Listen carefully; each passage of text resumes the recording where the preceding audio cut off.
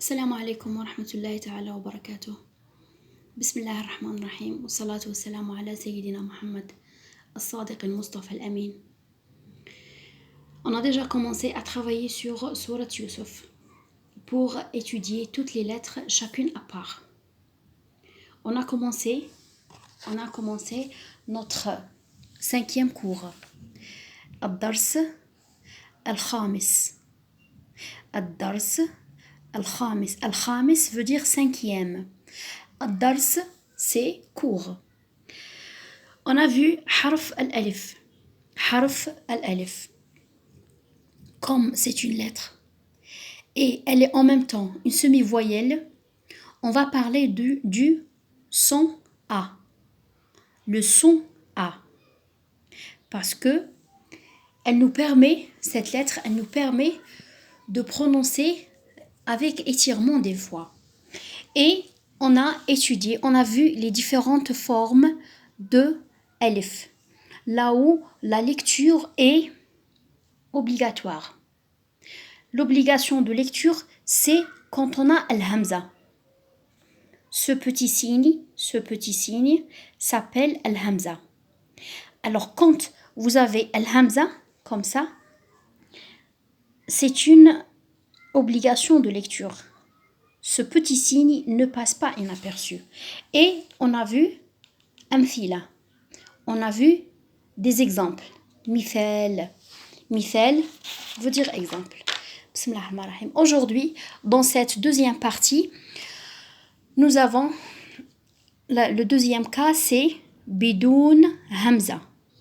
Sans Hamza. Bidoun, without. Sans. Il n'y a pas de Hamza. Dans ce cas, la lecture est facultative. La lecture est facultative. J'aimerais faire aussi un petit rappel, le tableau de toutes les lettres qu'on a vues. Et nous avons Alif al-Mad. Alif al-Mad, c'est l'étirement. Quand on a ici, c'est Alif. Comment je prononce? Comment je lis? Je lis Ba. Alors, Alif, il est à la fin du mot, bien sûr. Alors, il y a une certaine ouverture de prononciation. Alors, on dit Ba, Ta, Tha, Ja, et ainsi de suite jusqu'à la fin des lettres. On a aussi At-Tanwin. At-Tanwin, c'est la double voyelle, double fatha. Alors, G, fatha. Ja. J'ajoute Alif. Je lis Ja. Et Alif plus fatha. Là, vous avez Alif. Alors, on lit Jan. Jan. C'est pas Ja. Non. Pourquoi? Parce que vous avez double barre, double fatha. Alors, on lit Jan. Han. Khan. Dan. Then. Et jusqu'à la fin des...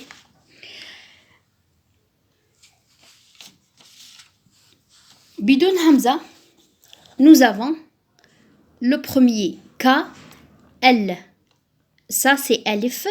Ça, c'est Lam. On appelle ça Alif, Lam, At-Ta'rif. L, At-Ta'rif. C'est l'équivalent des articles définis dans la langue française. Alif et Lam, At-Ta'rif, c'est l'équivalent de ces trois articles. On le trouve toujours au début du mot.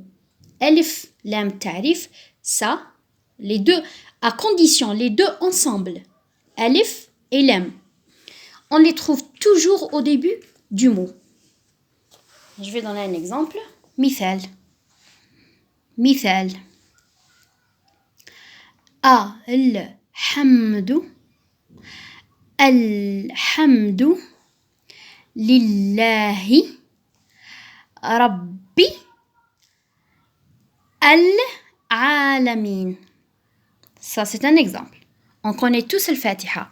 Sauf que la particularité de Alif et Lam Ta'rif, au début du verset, au début de l'aya, on dit Alhamdu.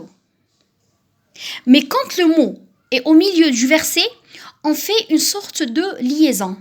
C'est pas Rabbi al-alamin. Non. Rabbi, Rabbil alamin. D'accord?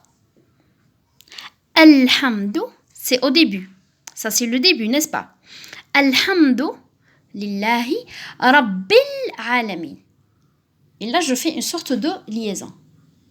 Alhamdu lillahi Rabbil alamin. Ar-Rahmani Ar-Rahim. Malik Yawmiddin. Et ainsi de suite. Alors ça, c'est le premier cas de Alif Bidoun Hamza. Bidoun Hamza. Alif Lam Taif. Deuxième Alif, nous avons Alif al-Mad qui s'écrit comme ça. Alif al-Mad, c'est ça. Et vous avez Al-Alif al-Maqsoura. Al-Alif al-Maqsoura s'écrit comme ça. Faites attention, c'est pas ça. C'est pas ya. Là où vous avez 2 points en bas. Non, c'est pas ça. Ça n'a rien à voir avec ça. Ça s'appelle Alif al-Maqsoura. Et je fais un petit retour là. Regardez, j'ai écrit ça. C'est l'équivalent de ça. J'ai écrit celui-là pour le distinguer de celui-là. Parce qu'on a déjà vu des exemples sur ça. Ça, c'est une lettre à part. C'est l'équivalent du I. Ça, c'est l'équivalent du A. Ici, vous avez Hamza. Et là, il n'y a pas de Hamza.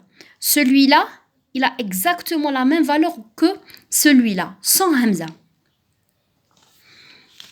Et voilà. Ces deux lettres sont carrément différentes de celle-là. Ici, vous avez 2 points. Ça, c'est l'ya. Il n'a absolument rien à voir avec les deux là. Ça, c'est i. Ça, c'est ya. Et ça, c'est a. C'est bon? Voilà. Ça, c'est l'équivalent de ça. Donc, al-alif al-maqsoura, c'est vraiment très simple. Elle a une particularité, c'est qu'elle est toujours placée à la fin du mot. Donc, aucun souci pour l'étudier. D'accord? Mithal. Mithal sur alif al-mad. إذ قال. Voilà. إذ قال يوسف لأبيه. Voilà. قال. Et nous avons déjà ici قا. Voilà. قا.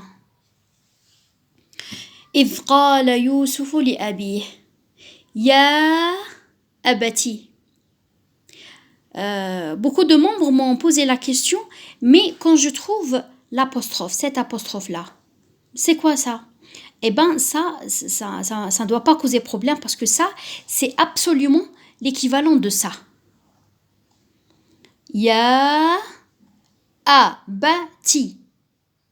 Ya abati égale ya abati. Et voilà.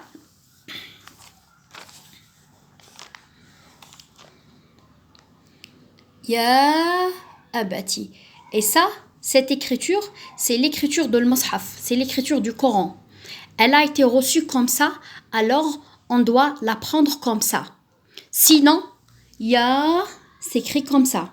Ya abati. Alors, alif al-mad, celui-là, c'est l'équivalent, c'est la même chose que ça. Cette petite apostrophe, c'est alif al-mad. Et là, vous avez des exemples. Inna, regardez, inna. Et là, vous avez anzalnahu. Alors là, cette apostrophe égale ce alif. Est-ce clair? Ça va. Et vous avez al-alif al-maqsoura. Al-alif al-maqsoura s'écrit comme ça. On la trouve toujours placée en fin de mot. Et là, vous avez des exemples comme Bismillah. La taqsus ru'yaka. Regardez. Ala. Ça, c'est un A ouvert. Ala ikhwatik. D'accord? J'insiste sur le fait que l'alif al-maqsoura, il n'y a pas de point et il n'y a pas de hamza. Il est écrit tout seul. Il est l'équivalent du A. A, la. C'est bon? Et nous avons le dernier cas du alif. C'est ce qu'on appelle, ce alif-là, il est très facile à étudier. C'est la seule lettre qu'on ne prononce pas. C'est la seule lettre qu'on ne prononce pas. Comment vous allez le retenir? C'est simple. Il est toujours placé après le waw. Après ce waw. On appelle ça waw du pluriel. Waw al-jama'a. Waw al-jama'a. Alors quand vous avez waw et après vous avez a avec ce soukoun, ça on ne le prononce pas. Mithal. La taqsus ru'yaka ala ikhwatik. Je ne sais pas si vous avez déjà une idée sur l'histoire du prophète Youssef, Joseph alayhi salam, avec ses frères.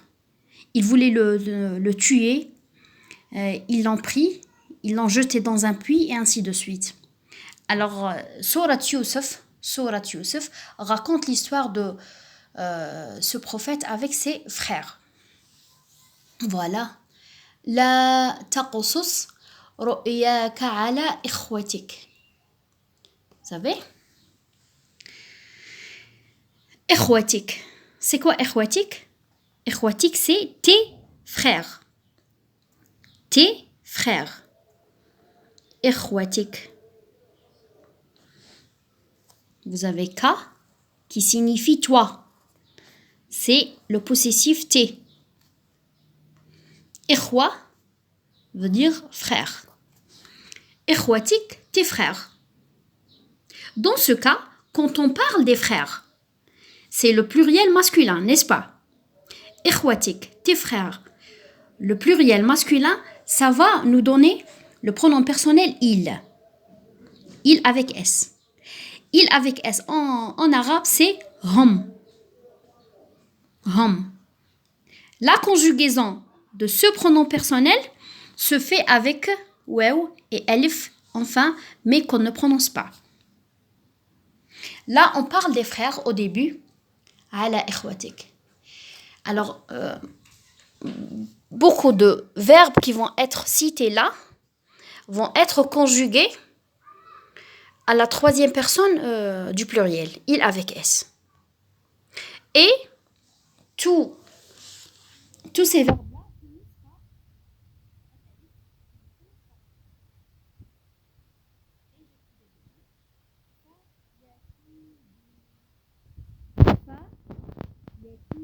regardez, là vous avez le waw avec le dhamma, n'est-ce pas? On a déjà vu sur le film, n'est-ce pas? Alors, cette lettre, le waw, harf al-mad, se prononce et se lit avec dhamma. Celui-là, il est facultatif. Il est là, mais on le lit. Donc, on ne doit pas poser un problème.